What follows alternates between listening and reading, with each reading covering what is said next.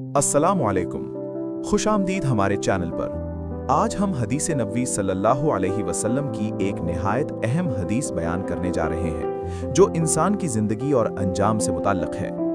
हदीस हज़रत अब्दुल्ला बिन मसूद रज़ी अल्लाह ताला अन्हु से रिवायत है कि रसूलुल्लाह सल्लल्लाहु अलैहि वसल्लम ने फरमाया, तुम में से हर एक की पैदाइश उसकी माँ के पेट में 40 दिन नुत्फ़ा की सूरत में होती है, फिर इतने ही दिन अलक़ा, फिर इतने ही दिन मुद्ग़ा बनता है, फिर एक फरिश्ता भेजा जाता है जो उसमें रूह फूंकता है और 4 बातें लिखता है, उसका रिज़्क़, उसकी उम्र, उसके आमाल और ये कि वो नेक होगा या बदबख्त।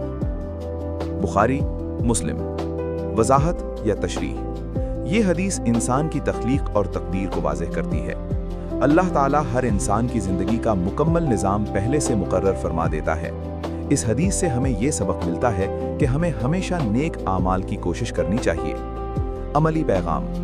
रिज़्क़ अल्लाह के हाथ में है, उम्र मुकर्रर है, लेकिन नेक या बद होने का रास्ता हमारे आमाल से जुड़ा है।